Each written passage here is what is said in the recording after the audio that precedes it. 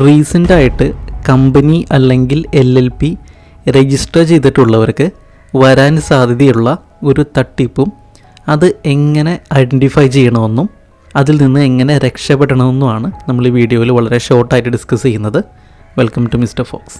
നിങ്ങളുടെ കമ്പനി അല്ലെങ്കിൽ LLP registration process എല്ലാം തന്നെ കംപ്ലീറ്റ് ആയി കഴിഞ്ഞാൽ നിങ്ങൾക്ക് രജിസ്ട്രേഷൻ സർട്ടിഫിക്കറ്റ് അല്ലെങ്കിൽ സർട്ടിഫിക്കറ്റ് ഓഫ് ഇൻകോർപ്പറേഷൻ ലഭിക്കുന്നതായിരിക്കും.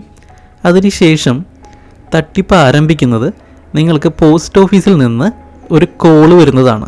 നിങ്ങൾ കമ്പനി രജിസ്ട്രേഷൻ സമയത്ത് കൊടുത്തിട്ടുള്ള ഫോൺ നമ്പറിലേക്കായിരിക്കും ഈ കോള് വരുന്നത്. പോസ്റ്റ് ഓഫീസിൽ നിങ്ങൾക്കൊരു പാർസൽ വന്നിരിക്കുന്നുണ്ട്.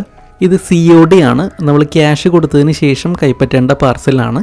ഇതിൻ്റെ സെൻറ്റർ നോക്കുന്ന സമയത്ത് മിനിസ്ട്രി ഓഫ് കോർപ്പറേറ്റ് അഫയേഴ്സ് എന്നോ അല്ലെങ്കിൽ എന്തെങ്കിലും കമ്പനി റിലേറ്റഡ് ആയിട്ടുള്ള ഗവൺമെൻറ് ബോഡീസിൻ്റെ ഒരു അഡ്രസ്സ് ആയിരിക്കും കൊടുത്തിരിക്കുന്നത്. സോ പുതിയതായിട്ട് കമ്പനി രജിസ്റ്റർ ചെയ്തിട്ടുള്ള ആളുകൾ വിചാരിക്കുന്നത് അല്ലെങ്കിൽ LLP രജിസ്റ്റർ ചെയ്തിട്ടുള്ള ആളുകൾ വിചാരിക്കുന്നത് ഇത് ഗവൺമെൻറ്റിൻ്റെ എന്തെങ്കിലും ഒരു റിക്വയർമെൻ്റ് ആയിരിക്കും. നിങ്ങൾ അതിൻ്റെ പൈസ കൊടുത്ത് അത് വാങ്ങിക്കേണ്ട ഒരു റെസ്പോൺസിബിലിറ്റി നിങ്ങൾക്ക് ഉണ്ടെന്നായിരിക്കും കരുതുക.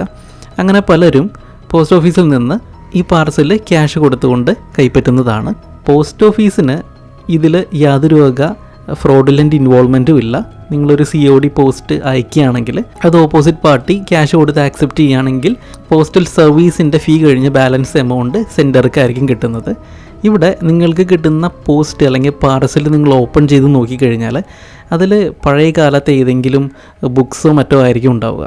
യാതൊരു ആവശ്യമില്ലാത്ത പഴയ ബുക്സോ പേപ്പറോ ഒക്കെ ആയിരിക്കും ഉണ്ടാവുക. അത്യാവശ്യം വലിയൊരു പാക്കേജ് ആയിരിക്കും. അതിനുള്ളിൽ കുറേ ബുക്സും പേപ്പറും എല്ലാം തന്നെ അടുക്കി വെച്ച് ചുമ്മാ കയറ്റി വിട്ടിരിക്കുകയാണ് നിങ്ങൾക്ക് വേണ്ടി. ഇത് നിങ്ങൾ വാങ്ങിച്ച് പറ്റിക്കപ്പെടാതിരിക്കുക.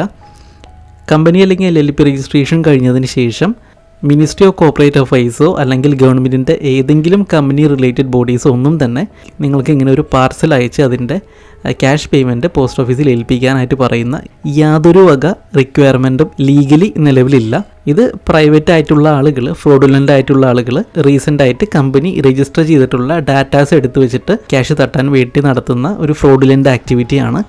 അപ്പോൾ ഇങ്ങനെ എന്തെങ്കിലും കോൾ നിങ്ങൾക്ക് വരികയാണെങ്കിൽ നിങ്ങളുടെ കമ്പനിയുടെ പേരിലാണ് ഈ പാർസൽ വന്നിട്ടുള്ളത്, നിങ്ങളത് ആക്സെപ്റ്റ് ചെയ്യണമെന്ന് മറ്റു പോസ്റ്റ് ഓഫീസിൽ നിന്ന് കോൾ വരികയാണെങ്കിൽ ഞങ്ങൾക്കിത് വേണ്ട എന്ന് പറഞ്ഞ് റിജക്റ്റ് ചെയ്യുക. ഇത് നമ്മളുടെ അറിവ് പ്രകാരം പലർക്കും സംഭവിച്ചിട്ടുണ്ട്. 3000, 4000, 5000 ആ ഒരു റേഞ്ചിലായിരുന്നു ഈ തട്ടിപ്പ് നടന്നുകൊണ്ടിരുന്നത്. ഇപ്പോൾ ഒരു റേറ്റ് കൂട്ടിയോ എന്ന് അറിയില്ല.